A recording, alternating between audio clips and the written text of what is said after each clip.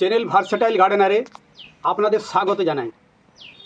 আজকে এক বিশেষ প্রতিবেদন নিয়ে উপস্থিত হয়েছি। গোলাপ ফুলের যত্ন পরিচর্যা সংক্রান্ত আজকে একটি গুরুত্বপূর্ণ ভিডিও শেয়ার করব আপনাদের সঙ্গে, যে এই সময় আপনারা গোলাপ গাছে প্রচুর ফুল পেতে গেলে কি কি ধরনের যত্ন পরিচর্যা করতে হবে, অর্থাৎ সার প্রয়োগ থেকে শুরু করে ছত্রাকনাশক, কীটনাশক এবং আরও যে সমস্ত অনুখাদ্য প্রয়োগ, অর্থাৎ এক কথায় শীতের পরিচর্যা, যাতে আপনারা প্রচুর পরিমাণে গোলাপ থেকে ফুল পান এবং ফুলের আকার যেন বড় হয়, ফুলের সংখ্যা যাতে বাড়ে, সেই সম্পর্কে আজকে বিস্তারিত আলোচনা করব। তাই যারা নতুন তাদের অনুরোধ করব চ্যানেলটি সাবস্ক্রাইব করে আমাদের সঙ্গে থাকার জন্য এবং সম্পূর্ণ ভিডিওটি দেখার জন্য। এইখান থেকে আপনারা অনেক কিছু তথ্য জানতে পারবেন এবং আমি আশা করব যদি সম্পূর্ণ ভিডিওটি আপনারা দেখেন তাহলে অবশ্যই আপনাদের শখের গোলাপ গাছগুলো থেকে আপনারা প্রচুর পরিমাণে ফুল পাবেন এবং ফুলের আকারও বড় হবে। এই যে বন্ধুগণ আপনারা দেখতে পাচ্ছেন, আমার সামনে রয়েছে প্রচুর গোলাপ গাছ এবং এই সমস্ত গাছগুলোর একবার পরিচর্যা আমি অক্টোবরের শেষে অর্থাৎ শীত শুরুর আগেই আমি করেছি এবং কি বড় আকারের ফুল হয়েছে দেখুন, ফুলের সাইজ দেখুন এবং ফুলের আকার এবং ফুলের রূপ, কি সুন্দর কালারের ফুল, বড় বড় আকারের ফুল। এবং গাছের দিকে যদি আপনারা লক্ষ্য করেন দেখতে পাবেন আমার গোলাপ গাছের কোনো পাতা মুড়ে নেই, পাতাগুলো দেখুন খুব সুন্দর এবং আকারে বেশ বড়। তার মানে এই সময় অর্থাৎ এই শীতের সময় আমি এই গাছ থেকে প্রচুর ফুল পাবো, এ সম্পর্কে কোনো সন্দেহ নেই। এইখানে দেখুন একটি বাই কালার গোলাপ, কি বড়, এটা রক অ্যান্ড রোল বলে, কি বড় সাইজের ফুল হয়েছে। এই সমস্ত গাছগুলোর আমি যত্ন পরিচর্যা অর্থাৎ এর হাড় প্রুনিং, খাবার দেওয়া, এই কাজগুলো আমি অক্টোবর মাসেই করেছি। এই দিকে যে গাছটি আপনারা দেখতে পাচ্ছেন দেখুন, এই গাছটিতে খুব বড় বড় ফুল হয়, লাল কালারের ফুল হয় এবং এই ফুলগুলোর সুন্দর গন্ধ আছে। এই গাছে এখনও ফুল ফোটেনি কিন্তু দেখুন কি পরিমাণ কুড়ি এসেছে এবং নতুন নতুন ডাল দেখুন, কোনো পাতাতে কোনো পাতা মুড়ে নেই, কোনো অর্থাৎ কীটপতঙ্গের কোনো আক্রমণ নেই। সেইভাবে আমি এই গাছগুলির যত্ন পরিচর্যা করেছি। অক্টোবর মাসের শেষে যত্ন পরিচর্যা করার পর এই গাছের এই ধরনের রূপ এসেছে, শীত পড়েছে এবং এই সময় আমরা গোলাপ গাছ থেকে প্রচুর ফুল পাবো। তার জন্য কি ধরনের খাবার আমরা প্রয়োগ করব আজকের ভিডিওতে আমি আপনাদের সঙ্গে শেয়ার করব। এই যে গাছটি আপনাদের দেখাই দেখুন, এই গাছটির আমি হাড় প্রুনিং করেছিলাম, কি সুন্দর এর ডাল বেরোচ্ছে দেখুন। এবং আপনাদের একটা কথা বলি, গোলাপ গাছে যদি এইভাবে আপনার প্রচুর ডাল বেরো, জানবেন সেই গোলাপ গাছের গ্রোথ খুব ভালো আছে। নিচ থেকে দেখুন প্রচুর ডাল বেরোচ্ছে, এখানে দেখুন আপনারা প্রচুর ডাল বেরোচ্ছে এবং এই গাছে বেশ কয়েকটি ফুল হয়েছে। এটা একটা ব্লু গোলাপ, যেটাকে আমরা ব্লু রোজ বলি। ফুলটা এক দুদিন থাকার পরে কালারটা একটু নীল হয়ে যায়। এখন যে ফুলগুলো হয়েছে সেই ফুলগুলোকে আমাদের এইভাবে কেটে ফেলে দিতে হবে, অর্থাৎ যে ফুলের শুকনো অংশগুলো রয়েছে এইভাবে আমাদের কেটে ফেলে দিতে হবে এবং এর যদি কোনো শুকনো পাতা থাকে বা কোনো মোড়া ডাল, সেগুলোকে এই সময় আমাদের কেটে ফাঙ্গিসাইডের পরে এই সময় দিয়ে দিতে হবে। অলরেডি ফুটে গেছে, ফুলগুলো শুকিয়ে গেছে, সেই শুকনো ফুলগুলো প্রথমে আপনারা গাছ থেকে অপসারণ করুন, তারপর আপনারা যত্ন পরিচর্যা করবেন অর্থাৎ সার প্রয়োগ, সেই সম্পর্কে আমি পরবর্তী অংশে আপনাদের দেখাচ্ছি।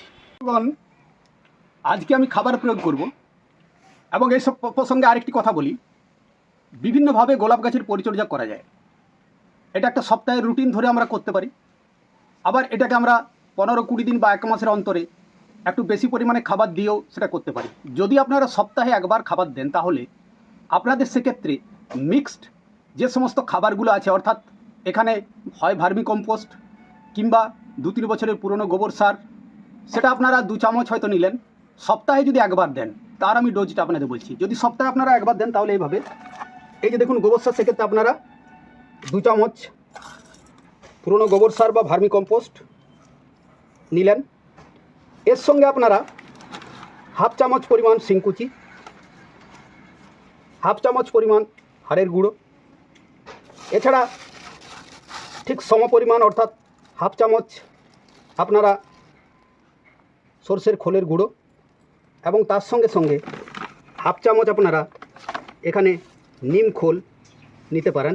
এটা যদি আপনারা সপ্তাহে বা 10 দিন অন্তর যদি খাবার দেন সেক্ষেত্রে, আর যদি মাসে একবার বা 15-20 দিন অন্তর যদি আপনারা খাবার দেন সেক্ষেত্রে খাবারের পরিমাণটা একটু বেশি হবে। সেক্ষেত্রে আপনাদের কি করতে হবে, এই যে দেখুন 1 মুঠো গোবর সার কিংবা ভার্মি কম্পোস্ট, আমি অলরেডি হাফ চামচ করে এই সমস্ত উপাদানগুলি দিয়েছি, জৈব খাবারগুলি। এর সঙ্গে আবার হাফ চামচ পরিমাণ দিলে 1 চামচ হয়ে যাবে। এইভাবে এই খাবারগুলি আপনাদের দিতে হবে যদি আপনারা 15-20 দিন অন্তর খাবার দেন সেক্ষেত্রে, এবং একটুখানি এর সঙ্গে আবার নিমখোল আমাকে সংযুক্ত করতে হবে।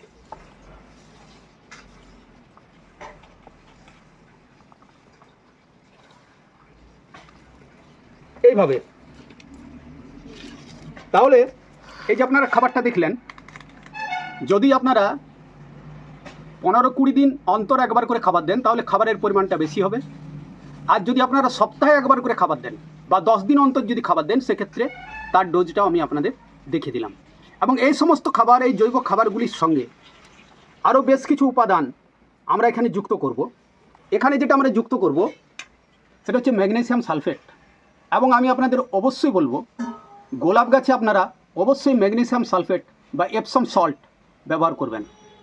এবং এটা আপনারা মাটিতে ব্যবহার করতে পারেন, আবার এটা আপনারা স্প্রে করতে পারেন। বিশেষ করে যদি আপনাদের গোলাপ গাছের পাতাগুলো কুঁকড়ে যায় বা পাতার কালারটা যদি একটু হলুদ হয়ে যায়, সেক্ষেত্রে অবশ্যই আপনারা 15 দিন অন্তর প্রতি লিটার জলে 3 থেকে 4 গ্রাম এপসম সল্ট বা ম্যাগনেসিয়াম সালফেট অবশ্যই স্প্রে করবেন। এবং যেদিন আপনারা ম্যাগনেসিয়াম সালফেট স্প্রে করবেন তার 3 দিন পর, অর্থাৎ সেই সময়ের মধ্যে অন্য কোনো কীটনাশক, ছত্রাকনাশক বা পিজিআর বা ধরুন মাইক্রোনিউট্রিয়েন্ট এগুলো স্প্রে করা চলবে না। তার মানে মাঝখানে 3 দিনের একটা গ্যাপ দিতে হবে ম্যাগনেসিয়াম সালফেট স্প্রে করার পরে। আপনারা মাটিতেও প্রয়োগ করতে পারেন।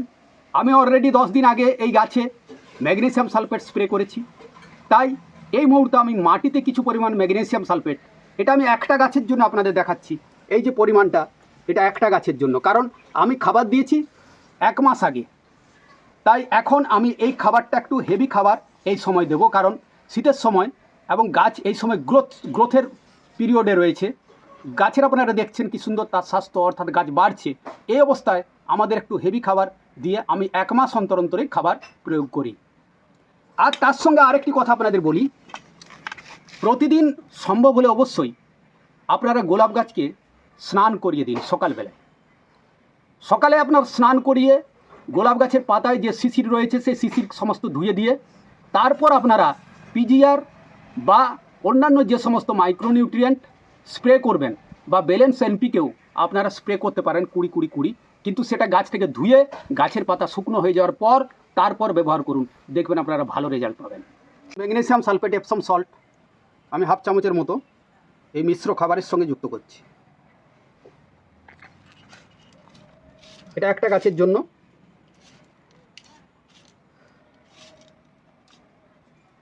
এবং এর সঙ্গে যুক্ত করব আরেকটি বিশেষ খাদ্য উপাদান, গাছের মহৌষধ।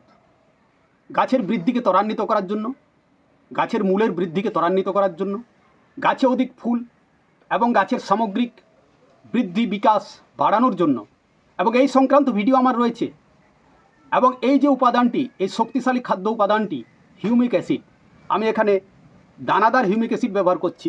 এই যে আপনারা দেখতে পাচ্ছেন হিউমর, এর মধ্যে রয়েছে হিউমিক অ্যাসিড এবং ফুলভিক অ্যাসিডের কম্বিনেশন, এবং একটা গুঁড়ো আকারে রয়েছে। এটা জাস্ট আমি হাফ গ্রামের মতো, এটা সর্বাধিক আপনারা 1 গ্রামের মতো ব্যবহার করতে পারেন।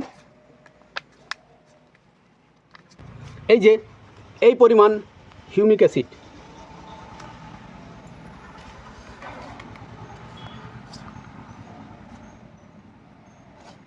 এই যে মিশ্র খাবারের সঙ্গে হিউমিক অ্যাসিড যুক্ত করা হলো, এতে কি হবে, গোলাপ গাছের মূলের বৃদ্ধি ত্বরান্বিত হবে, গাছে প্রচুর পরিমাণে ফুল আসবে, গাছে সালোক সংশ্লেষের পরিমাণ বেড়ে যাবে, গাছ প্রচুর খাবার তৈরি করবে, গাছের খিদে বেড়ে যাবে। তাই এই উপাদানটিও আপনারা অবশ্যই যুক্ত করুন। এবং সর্বশেষ এর সঙ্গে আমি যুক্ত করব সাপ ফাঙ্গিসাইড, কারণ এই সময় মূলে ছত্রাকের আক্রমণ হতে পারে। তাই সামান্য পরিমাণ এই মিশ্র খাবারের সঙ্গে সাপ ফাঙ্গিসাইড আপনারা একটুখানি এইভাবে যুক্ত করে নেবেন, হাফ চামচের মতো, বাস এইটুকু। এটা একটা গাছের খাবার। যদি আপনারা 1 মাস অন্তর খাবার প্রয়োগ করেন বা 20 দিন অন্তর, সেক্ষেত্রে হালকা করে টবের বা গ্রো ব্যাগের সাইডের মাটিকে খুঁড়ে যেভাবে আপনারা খাবার প্রয়োগ করেন, এবং এক্ষেত্রে আপনাদের একটু দেখতে হবে যাতে শিকড় কাটা না হয়, যাতে শিকড় কাটা না যায়।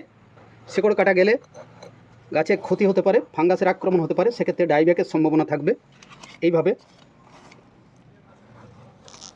টবের বা গ্রো ব্যাগের ধার বরাবর খাবার প্রয়োগ করুন। এবং এই যে মিশ্র খাবার, এর মধ্যে সমস্ত ধরনেরই উপাদান রয়েছে। এবং এর সঙ্গে আমি এই প্রসঙ্গে আরেকটি কথা আপনাদের বলি, এর সঙ্গে কিন্তু আমি কোনো পটাশিয়াম যুক্ত করিনি।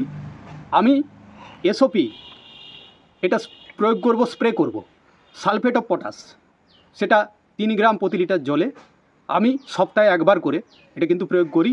এই খাবার দেওয়ার পর আমি 2 দিন পর এসওপি প্রয়োগ করব। তাই মাটিতে আমি এসওপি বা এমওপি যুক্ত করলাম না।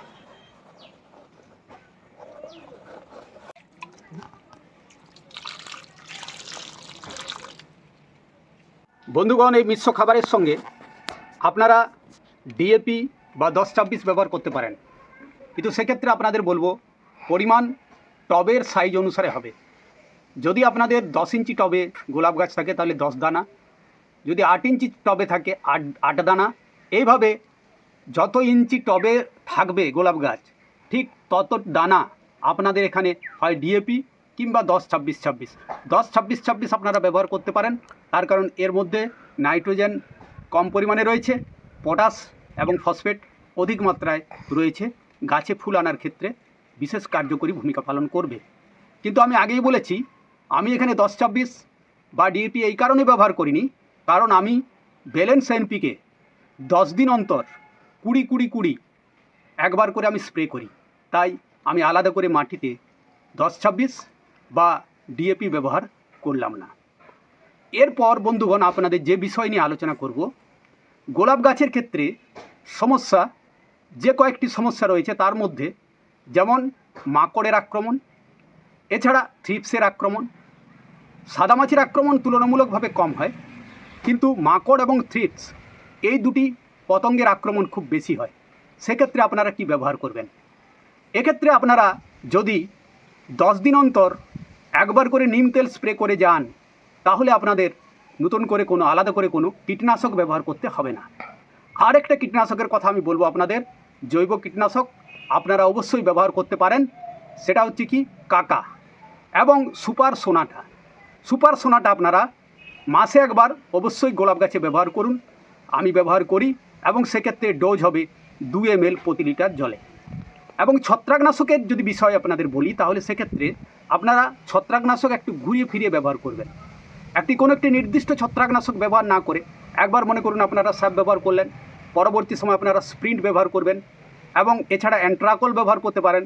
অ্যান্ট্রাকল একটি ব্রড স্পেকট্রাম ফাঙ্গিসাইড, এতে জিঙ্ক রয়েছে।